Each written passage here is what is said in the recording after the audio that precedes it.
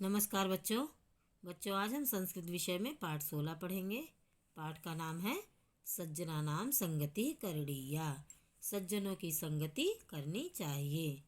तव्यत अनियर प्रत्यय बच्चों इस पाठ में आए हैं, जिसके बारे में हम आगे पढ़ेंगे। तो आइए पाठ का अर्थ देखें। श्लोक है बच्चों, गंगा पापम शशि तापम दैन्यम कल्पतरु स्थिता पापम तापम चा दैन्यम चा हंति सज्जन संगमः। गंगा पाप को नष्ट करती है, शशि यानी चंद्रमा ताप का हरण कर लेता है, ताप को दूर कर देता है। कल्पतरु स्थिता और कल्पतरु दैन्यम दरिद्रता को नष्ट कर देता है। पापम तापम चा दैन्यम चा हंति सज्जन संगमा। लेकिन सज्जन संगमा सज्जन लोगों का समागम, सज्जन लोगों का साथ पाप ताप और दरिद्रता इन तीनों को ही हर लेता है, दूर कर देता है। एक बार अर्थ देखें, गंगा पाप को नष्ट कर देती है और चंद्रमा ताप का हरण कर लेता है, यानी ताप को दूर करता है, गर्मी को दूर कर देता है। और कल्पतरु दरिद्रता को नष्ट कर देता है। लेकिन सज्जनों का समागम, साधुओं का समागम, सज्जनों का साथ पाप ताप और दरिद्रता इन तीनों को दूर कर देता है। आइए बच्चों आगे देखें अर्थ। बाल्यकाले विशेषतो बालकस्योपरि संसर्गस्य प्रभावो भवति। कह रहे हैं बाल्यकाल में विशेषकर बाल्यावस्था में बालकस्योपरि बालक के ऊपर संसर्गस्य संगति का प्रभाव होता है। बाल्यावस्था में विशेषकर बालक के ऊपर संगति का प्रभाव होता है। बालका यादृशः बालकः सा संगति करिष्यति तादृश एव भविष्यति। बालक जिस प्रकार के बालक के साथ संगति करेंगे, बालक जिस प्रकार के तादृश है, जिस प्रकार के बालक के साथ संगति करेंगे, तादृश एव भविष्यति वैसे ही होंगे। एक बार फिर से देखें, बाल्यावस्था में विशेषकर बालक के ऊपर संगति का प्रभाव होता है। बालक जिस प्रकार के बालकों के साथ संगति करेंगे वैसे ही होंगे।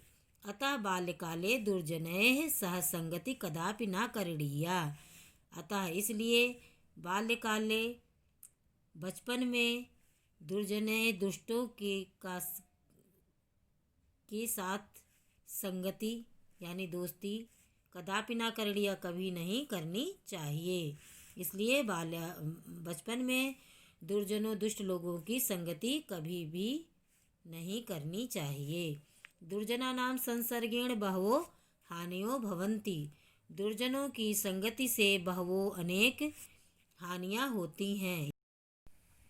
यथा दुर्जन संसर्गेण मनुष्यो असद्वृत्तो भवति दुर्विचारो युक्तो भवति। दुर्जन लोगों की, दुष्ट लोगों की संगति में मनुष्य के अंदर दुर्विचार आते हैं। दुर्विचारो युक्तो भवति, वह बुरे विचारों से युक्त होता है। कौन? मनुष्य। अगर कोई भी व्यक्ति बच्चों दुष्ट लोगों के साथ में रहेगा तो जो दुष्ट लोगों के अंदर बुरी बातें हैं, जो जैसा वह बुरा व्यवहार करते हैं, इस तरह के विचार उस मनुष्य के भी अंदर आ जाएंगे जो दुष्ट व्यक्ति की संगति में रहता है। तो यही कह रहे हैं यहाँ पर कि दुर्जन लोगों की संगति में मनुष्य में बुरे विचार आते हैं और वह दुर्विचारों से युक्त होता है, उसके अंदर बुरे विचार भर जाते हैं। तस्य बुद्धिर्दूषिता भवति, उसकी बुद्धि दूषित होती है। अतः बुद्धि क्षीयते दुर्व्यसनोग्रस्तो भवति, इसलिए बुद्धि नष्ट हो जाती है और वह दुर्व्यसनम, व्यसनम मतलब होता है बुरी आदतों से ग्रस्त होता है, उसके अंदर बुरी आदतें आ जाती हैं। अतः तस्य शरीरम क्षीणम निर्बलम चा भवति, इसलिए उसका शरीर कमजोर और निर्बल होता है। तस्य कीर्ति नश्यति, उसकी कीर्ति का नाश होता है, कीर्ति नष्ट होती है। सर्वत्र अनादरो भवति, और सब जगह अनादर होता है, उसका कोई आदर नहीं करता, सम्मान नहीं करता। सर्वत्र प्रतिष्ठा भांजनम भवति, सब जगह वह प्रतिष्ठा से वंचित होता है, उसे मान सम्मान प्रतिष्ठा प्राप्त नहीं होती है। अतः स्वयशो वृद्धये ज्ञान वृद्धये सुखस्य शान्तेश्च प्राप्तये सर्वैरपि सर्वदा सत्संगतिः करणीया दुर्जन संगतिश्च हेया। कह रहे हैं कि इसलिए स्वयशो वृद्धये, अपने यश की वृद्धि, ज्ञान की वृद्धि, सुख और शांति प्राप्ति के लिए सर्वैरपि, सभी को, हमेशा, सर्वदा करते हमेशा, सत्संगति, सज्जनों की संगति करणीया करनी चाहिए। दुर्जन संगतिश्च हेया, और दुष्ट लोगों की संगति, हेया का अर्थ है छोड़ देनी चाहिए। इसलिए अपने यश की वृद्धि, ज्ञान की वृद्धि, सुख और शांति प्राप्त करने के लिए सभी को हमेशा सज्जन व्यक्ति की संगति करना चाहिए और दुष्ट लोगों की संगति छोड़ देनी चाहिए। बौद्ध भिक्षुकस्य संगत्याः क्रूरा सम्राट अशोकः अहिंसावादी दयालुश्च अभवत्। बौद्ध भिक्षुकस्य संगत्या, बौद्ध भिक्षु की संगति में क्रूर सम्राट अशोक अहिंसावादी और दयालु अभवत, अहिंसावादी और दयालु हुआ। बौद्ध भिक्षु की संगति में क्रूर सम्राट अशोक अहिंसावादी और दयालु हुआ। अतः सत्यमेव कथितम, अतः सही कहा है। जाड्यम धियो हरति सिंचते वाची सत्यम, मानोन्नतिम दिशति पापम पा करोति। कह रहे हैं कि जाड्यम धियो हरति सिंचते वाची सत्यम, सत्संगति, सज्जनों की संगति, जाड्यम जड़ता, धियो बुद्धि, हरति हरती है, सज्जनों की संगति बुद्धि की जड़ता यानी मूर्खता को हरती है, दूर करती है। सिंचति वाची सत्यम, वाणी को सत्य से सींचती है। मानोन्नति दिशि, सम्मान की वृद्धि होती है, और पापम पा करोति, पाप को दूर करती है। कह रहे हैं कि सज्जनों की संगति मूर्खता को दूर करती है। किसकी? बुद्धि की। सज्जनों की संगति बुद्धि की मूर्खता को दूर करती है, और वाणी को सत्य से सींचती है, और सम्मानोन्नति दिशति, और सम्मान में वृद्धि करती है, पाप को दूर करती है। चेता प्रसादयति दिक्षु तनोति कीर्तिम, संगति कथय किम ना करोति पुंसाम। कह रहे हैं चित्त यानी मन को प्रसादयति प्रसन्न करती है, और दिक्षु दिशाओं में, तनोति कीर्ति दिशाओं में कीर्ति को फैलाती है। संगति कौन करती है? ये सब संगति, सज्जनों की संगति।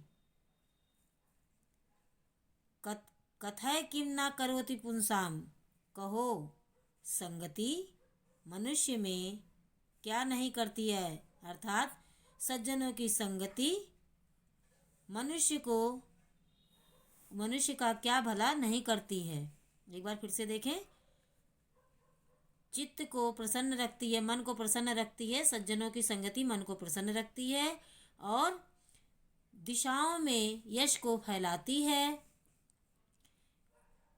कहो, सज्जनों की संगति मनुष्य का क्या नहीं करती है, अर्थात सज्जनों की संगति मनुष्य का क्या भला नहीं करती है। एक बार पूरा अर्थ देखें।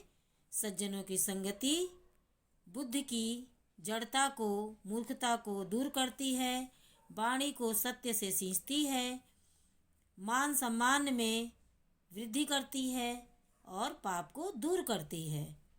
सज्जनों की संगति से चित्त प्रसन्न होता है। सज्जनों की संगति मन को प्रसन्न करती है और दिशाओं में कीर्ति को फैलाती है। तो कह रहे हैं कि कहो, संगति मनुष्य का क्या नहीं करती है, अर्थात सज्जनों की संगति मनुष्य का हर प्रकार से अच्छा करती है, भला करती है, उसको अच्छे रास्ते पर ले जाती है। इसलिए बच्चों, हमें हमेशा अच्छे लोगों के साथ में रहना चाहिए, बुरे लोगों की संगति छोड़ देनी चाहिए, तभी हम एक अच्छे इंसान बन सकते हैं। आगे देखें। अतः सर्वदा छात्रैः सत्संगति कर्तव्या। इसलिए हमेशा छात्रों को सत्संगति, सज्जनों की संगति कर्तव्या करनी चाहिए।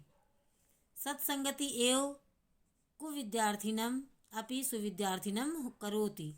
कह रहे हैं कि अच्छी संगति से ही कुविद्यार्थी, बुरे विद्यार्थी भी, सुविद्यार्थिनम, सुविद्यार्थी, अच्छे विद्यार्थी होते हैं। अतएव इसलिए ही सर्वदा सद्भिः सहवसनीयम सद्भिः सहगमनीयम। कह रहे हैं इसलिए ही हमेशा सद्भिः, सज्जनों के साथ वसनीयम रहना चाहिए, सद्भिः सहगमनीयम, और सज्जनों के साथ ही जाना चाहिए। विद्यार्थी भी सदैव सज्जनानां संगति वरणीया। कह रहे हैं कि विद्यार्थी को हमेशा सज्जनों का साथ ही वरणीया चुनना चाहिए। विद्यार्थी को हमेशा सज्जनों का साथ चुनना चाहिए, सज्जनों की संगति करनी चाहिए। बच्चों, अगर हम अच्छे लोगों की संगति में रहेंगे तो हमारे अंदर दुर्गुण कभी प्रवेश नहीं कर सकता। इसलिए हमें कभी भी दुष्ट लोगों की, दुष्ट आदत, जिनके अंदर गंदी आदतें हों, उन व्यक्तियों के साथ नहीं रहना चाहिए, उनका साथ छोड़ देना चाहिए। नहीं तो उनके साथ रहने से हमारे अंदर अनेक प्रकार के दुर्गुण आएंगे, हमारे अंदर बुरे विचार आएंगे। इसलिए हमें हमेशा सज्जनों का साथ देना चाहिए। सज्जन व्यक्ति के साथ में रहने से बुरा व्यक्ति भी अच्छा व्यक्ति बन जाता है और समाज में एक अपना स्थान बना लेता है।